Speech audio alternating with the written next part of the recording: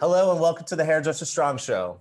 We talk with stylists from all different backgrounds, hearing their experiences and perspectives about career-defining topics important to rising and transforming hairdressers. I'm your host, Robert Hughes, and this is my guest, Lindsey. Today's career-defining topic is going to be hiring and interviewing. Lindsey, would you please introduce yourself for our viewers today? Hi, my name is Lindsey. I was a student at Paul Mitchell Temple up in Frederick, Maryland, but I'm currently taking a break because of COVID. COVID has affected everyone a little bit differently. I was struggling financially and mentally, so I had to take a break. But I'm definitely going back because, I love hair. I've always had a passion for it. I've been, messing with my own hair since I was like 11 years old. I was that girl, staining the bathtubs red. My mom would get so pissed at me, but that was me. And I thought it would be a phase, but I actually grew into it even more. It was a way of expressing myself. When I was younger, I was able to get out all my frustrations. I'd be a different person every week, every month. And then it started to grow from there. I started to do my family's hair, friends' hair, and it kind of just stuck with me. I did a semester at college because I thought, I had to actually grow out of it, like honestly. But, college isn't for everybody. Props to anybody that does go through it. That's amazing. But it wasn't my path. It wasn't the journey I was going to take for myself. So instead of forcing myself, to grow out of my phase, supposedly, I just embraced it and I decided to take the step for myself and go and attend Paul Mitchell. Cool. The Paul Mitchell Temple, for those of you who don't know, is not a corporate school. It is. Why don't you tell us a little bit about how they do things a little differently at the Temple School? So the temple, it's a little bit different because you go through different phases of the program, but you get to express your creativity a little bit. You do have to follow like the Paul Mitchell way of doing it at first, but they always let you kind of branch out and start to find like what techniques and what methods work for you. So that's what I really loved about it. And also, I love that the owners were very involved in my education, that they were always there. If you needed to even reach them or talk to them, it wasn't me having to go through like 7 different people to be able to contact the owners. They were right there when I needed them. And I personally did love that. It was more intimate for me to be able to learn a little bit more like that. And I personally just loved, Cool. going to that school. Cool. So you said you're working in a salon right now? I was working at a salon in the beginning of 2020. Okay. In it, I stopped working there like around February because I was going to jump into school to focus on school, and I was welcome to come back, but school picked up a little bit, and then everything started to shut down around April because of COVID. So I didn't get that opportunity, unfortunately. So we're going to talk about hiring and interviewing right Mhm. now. Like, first of all, how many salons did you interview at, or have you So interviewed at? I think I can count like around 5 or 6 that I've Okay. interviewed for. Okay. And when you're going through the interviewing process, why don't you tell us a little bit about it? Like, so you did you go into the salon and ask for an application? Did you call? Did you email? How did you do it? So mostly for me, like I would find places that I would see work and see kind of like interactions that I love through social media. And then I would reach out personally. I would either call, I would email and ask if they were offering, if they were hiring, what the career path would be, because I don't have a license yet, if they had an apprenticeship program, if they had an assistant program. So I would reach out personally for salons that kind of like stood out for me, and Okay. then we would go from there. Either I would get the response like, hey, yes, we do have this program, if you'd like to come in for an interview, we'd love to set that up for you, or they would just say no, unfortunately we do not. So it was like trial and error. Okay. Let's talk a little bit about what makes an appealing salon to work at. Um, when you first of all, how are you finding salons? Like, what is your process? Are you looking on Google? Are you looking on Instagram? Tell us a little bit about that. So I do look for salons starting on Google. I do look at the area that I might want to work in. Okay. So I live in Maryland. I live in Gaithersburg, Maryland. So at first I started here, and then I would branch out to neighborhood communities. So I would go to Rockville, Maryland, Germantown, Maryland, Bethesda, anywhere from there. And then I would see work that I loved from them.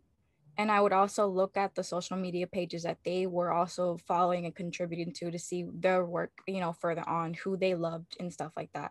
So that's how I would find my salons. Okay. And when you said you're looking for work that you like, are you seeing this work on their website? Are you looking through the website at all? I look through their website. I do look at the services that they offer. I do look at some of the salons do offer staff info bios that they have of each stylist and their assistants. I do look at that to see who's in that atmosphere, where they've been, you know, how of like a team they are. And then from there, if they do have social media, if they have Instagram, Facebook, I do go and look at their work that they post and Okay. see what they really do offer. Okay. So would you say that the biggest place that you get to see if you like a salon is social media, or not necessarily? It is. Yeah. It is mostly because even though, you know, pictures, you know, they have a lot of lighting, they have a lot of, you know, things going on in the background, you're still able to see some of the work that you might be interested in as an artist and see if then you would like to go in and ask for an interview or ask what they would offer for you. Okay, cool. So you find a place that you like the work, and then tell me if I'm wrong about this or right about this.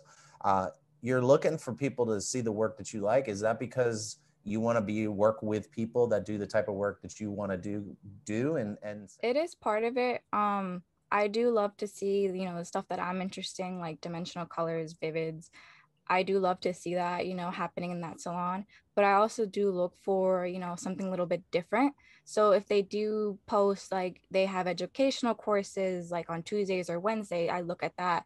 If they have, you know, cutting classes, cutting techniques at that salon, I do look at that. I look for something that's like appeals for me, but I do want to continue learning something that's new there that I would love to learn myself. Okay. So let's get a little bit into the weeds. We have compensation, education, flexibility. What else? What type of things are you like looking for? So right now we definitely want the work, and you talked about education. Why don't you dive a little bit into, say you find a salon Mm-hmm. and you hit them up and they're like, yeah, send us your resume, we're hiring. Mm-hmm. They look at your resume and they decide that they want you to come in for an interview. Mm-hmm. Let's say that you do an initial like virtual interview, but you get, what are you going to be looking for in that interview as far as what they offering you? Like, be as specific as possible. So I remember this one time I learned from a learning leader actually at Paul Mitchell. They told me you should be going in and interviewing them, interview what they offer you. So personally, what I asked for is, what do you offer at the salon to further my education? How is the team? Do you guys have like team bondings here? Do you guys go out? Because that is important for me. The atmosphere that I'm working in is important. I do ask the education that the people have had there to see if, you know, something's gonna spike my interest. I do ask about all What about compensation I and training? do. So I asked for the training. I've never personally asked for compensation in Okay, the beginning of the interview. Like initially, I do hear, you know, what they do have to offer me, because sometimes you do have to just kind of keep your mind open before the price comes in. Sometimes, you know, the prices and everything, but it is definitely, you know, part of it. totally. And I do ask for what benefits. So, you know, health insurance and like anything of that. Like if I would ever need that from a salon, I do Okay. ask about that. And in your experience, do many salons offer benefits? So I've only gotten to one or two that actually do offer benefits. Okay. So Um, one or two out of the five that you interviewed. yeah. Okay. Mm-hmm. Um, I have not personally seen that being commonplace, but it definitely does Mm-hmm. exist. Yeah. So I could see how like that would be considered very valuable. Um, Tell me about like, what about like your training? What is your expectation for the amount of training, the frequency of training, or desire? How about that? What would you like to see at a salon? Also, What I want you to tell me about is what you're looking for, what's realistic in your mind, and but also like the transitional process onto the floor. So Mhm. starting off as an assistant, um, or maybe you want to start off and go straight onto the floor. Like, tell us a little bit about that. So for trainings, I would personally, I would love to start with once or twice a week, just to kind of keep me on my toes and keep me fresh on, new techniques, new things that are happening in the salon, new things that are happening, new trends, stuff like that. I would personally love that. If it were to be, 3, 4 times a week, mandatory, I would be open to it, but of course, like, like you don't kind of want to put yourself through so much. You kind of want to absorb as much as one topic as you can and then go on to the next. That's what I personally love to do. I really love to like get down to the nitty-gritty of one thing, learn it, master it, and then continue going. Cool. And for the transition of the salon, I would definitely love to start as an assistant. I would personally love shadowing a specific stylist. That's how I feel like I would learn the best. I was in the salon setting that I was in when I did work at a salon. I wasn't assigned to anyone. I was kind of just put there and just, you can go look at so and so when they're doing a process or so and so is doing a haircut today. I personally felt intrusive, even though, I was told that was okay. But I would definitely love to start there. And then when I'm ready to get on the floor, I would, like to have some of the clients kind of just set up. And then I would, of course, be marketing myself on social media, on, everywhere else for my own work to be out there. So kind of just going step by step. How long do you think would be reasonable for you to work as an assistant until you transition onto the floor? Personally, maybe because this might be coming from me that I haven't finished school yet. If I was a graduate, I might say about, 3 to 4 months. Me right now, personally, I would say like maybe 6 months. I really would love to get into it first Okay. because, I want to, know the best and be comfortable with my work when I'm out on the floor. I don't want to be nervous. I want to be confident in everything. Okay, cool. So there's no concern about not being able to make more money quicker like that. It's more about being confident and ready and able in Mm-hmm. the craft.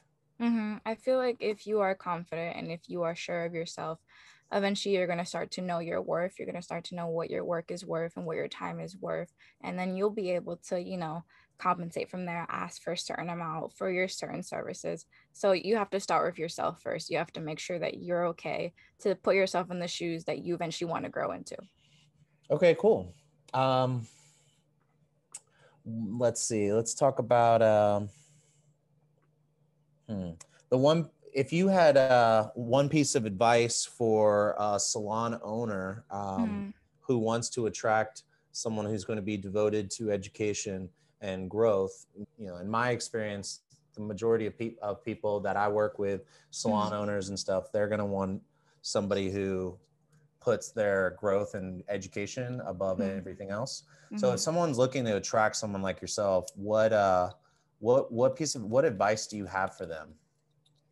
For salon owners, I would say be like truthfully be open-minded to any educational level that walks through your doors. I know that sometimes it can be a little frustrating when you get someone, that, personally in my case, I haven't finished school yet, but I still have these big aspirations that I want to put myself in my career path now, even though I might not have the education of a person that might have graduated school, the education of a stylist that's been behind the chair 2 years. So just be open to having to coach a little bit more on certain people or coach a little bit less on certain people. Everybody's going to be different. Everybody can go a long way as long as they devote themselves, but everybody has a starting point and it's going to be different. Okay, cool. Have you run into any stylists, salon owners that didn't want to bring you on because you didn't have enough experience? I've Yeah. had a lot of no's because, I understand that I'm not for everybody, but of course there will be some yeses, some doors that will be great for me. I've, been told that they won't hire anybody that isn't licensed yet. They won't hire anybody that isn't close to finishing school yet, or that they just don't offer those type of programs in their salon, that they only hire stylists that have so and so amount of experience behind the chair and so amount of practice. Okay. Wow. Okay, cool. I mean, if you ask me, my preference is to get somebody like yourself before you go and work for somebody else and pick up bad habits and, think that, half the staff does good hair, but do they really, you know what I Do they mean? really? Yeah. So it's like, I'd much rather have somebody that I can work closely with early on in their career Mm-hmm. and put that investment into them. But not all salons are built that way, and not all salon Yeah. owners are interested in putting that time in. And a lot of salon owners that I know salon owners that want people like yourself that they can train, but they just don't have the time. Yeah. And one of the things that I find that a lot of rising stylists complain about that get a job at a salon is that they're told they're going to get trained, but 3 months in, they really have only had a couple of classes Mm-hmm. because and then they're discouraged. And then, all right. So on that note, what is one piece of advice for a rising stylist as they go off to look for jobs? I would say do your research, like really look into the salon that you really want to go into. We have all seen work and we all have a dream salon, but of course it can just be a perception. You really do have to do the research on their work, on the education, on the staff, on the reviews from the clients, because the clients do have a lot to say. They're coming out of that atmosphere, they're going to put their output out there as well. So just do your research and make sure that the promises that they are making you are true, and that this is really a place that you envision yourself growing and moving forward with your career, because you really don't want to have those doubts about, where you're working, who you're working with, about yourself, because that just ends up, dampening your mood. And no one wants that. Everybody wants to just grow up the ladder as much as they can. Of course, you're going to fall a couple of times, but if you are confident and sure, like this is the place you really want to go into with the research you've done, I think you should be very successful. Okay, awesome. Awesome. So everybody, all you rising stylists that are listening in on this, do your research and try to make sure you really understand everything. Like I would even say, add to that, like I would definitely make sure you find out about compensation and what your compensation is throughout the entire phases. Like I would say I would want to know, well, what if down the road, as I start making more money, can my commission go up, or Mm-hmm. what are my fees and stuff? Mm-hmm. I think we'll probably end up doing a whole series on compensation because there's so many people have told me how complicated it is. And Mm-hmm. all right, cool. Well, that was awesome. Thank you so much for sharing with us your experience. And I would love to hear more about as you go through your career. I'd love to check back in with you and see where you're at, if that's cool. Yeah, that's great. All right, awesome. All right, well, again, thank you, and thank you everyone for watching the Hairdresser Strong Show. This is Lindsay, my guest, and if you have any questions for her, you want to reach out to her, hear about her specific experience, or if you're a salon owner looking to hire, you can hit her up directly. I'll include her handle on this interview, and if you want to reach out to me and ask her any questions, please feel free to do so. And until next time, I'll talk to you later. Bye. Bye.